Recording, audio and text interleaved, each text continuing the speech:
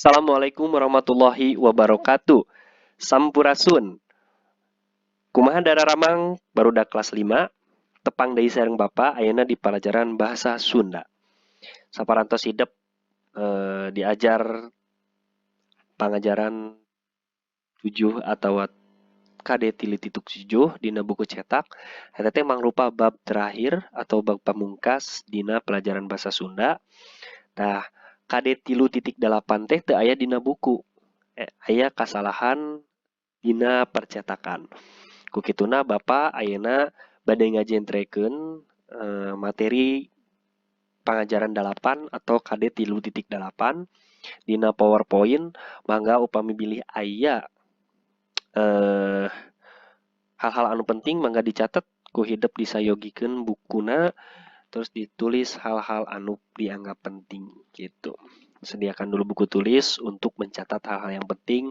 Nanti Bapak akan bacakan dan jelaskan sedikit demi sedikit dan akan dicampur dengan bahasa Indonesia karena takut ada yang tidak dimengerti atau ada siswa yang tidak mengerti bahasa Sunda.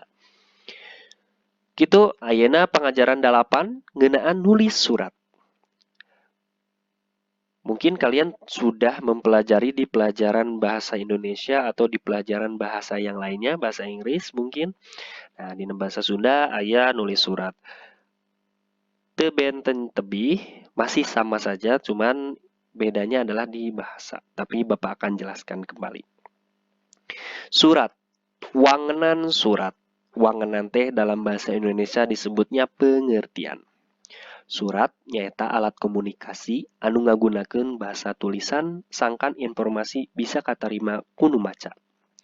Jadi surat adalah alat komunikasi. Alat komunikasi di dunia ini banyak. Ada alat komunikasi lisan dan ada alat komunikasi tulisan.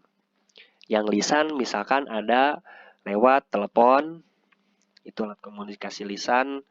Terus ada sekarang lebih canggih lagi video call dan yang lainnya. Terus ada alat komunikasi dina atau dalam bentuk tulisan. Contohnya misalkan WA, email, dan salah satunya adalah surat. Nah, ini alat komunikasi yang ingin memberikan informasi. Contohnya kalian lagi sakit, kalian berikan informasi kepada guru kalian melalui surat. Itu adalah alat komunikasi yang memberikan informasi. Jadi itu adalah pengertian dari surat. Selanjutnya, wanda surat. Wanda itu adalah jenis surat.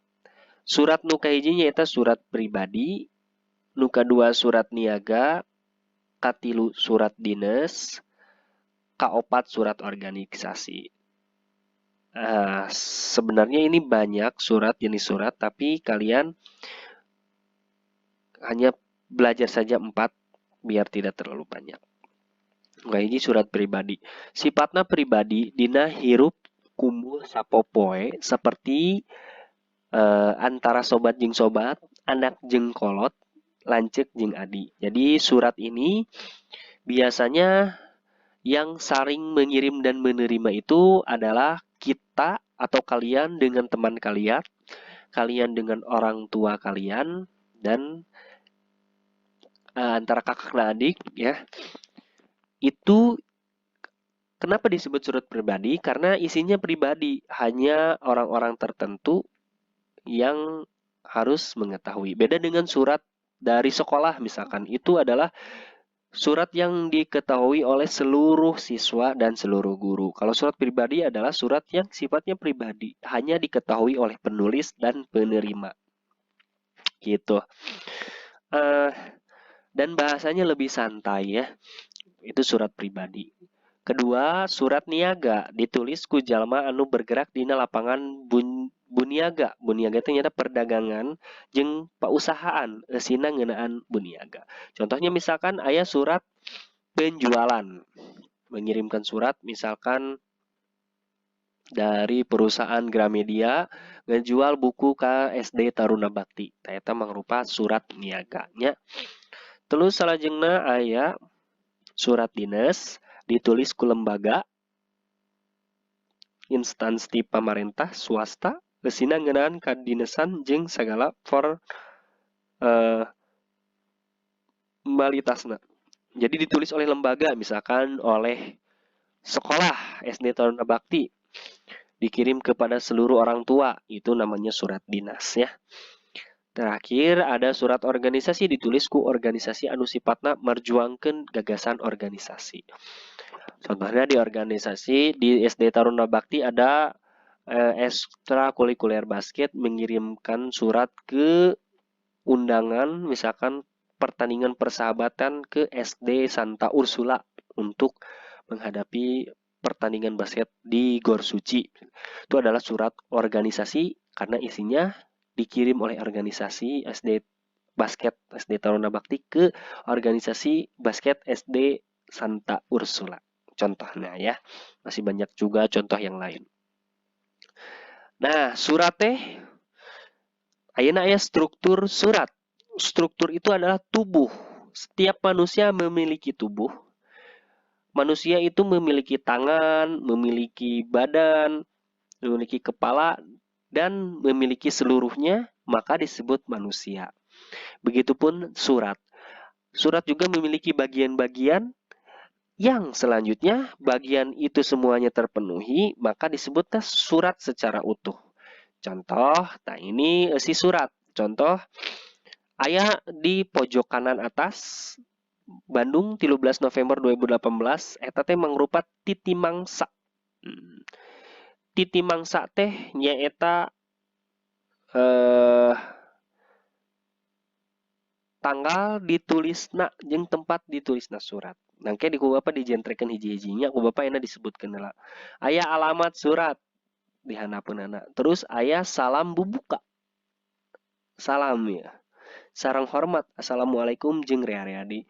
Terus aya kalimah bubuka, beda salam jeung kalimatnya. Kalimah bubuka itu biasanya isinya basa-basi, menanyakan kabar, misalkannya menanyakan kesehatan. Nah, terus aya isi surat. Isi surat itu adalah maksud dan tujuan penulis surat untuk diberikan kepada pembaca. Dan terakhir penutup, dan di bawahnya adalah tanda tangan. Tanda tangan teh ditulis ku anu nulis surat.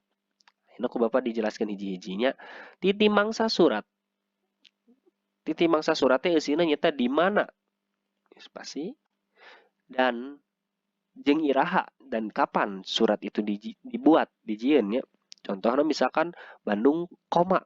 B ini nama kota jadi besar. Jakarta juga besar. Terus ini nama bulan juga besar.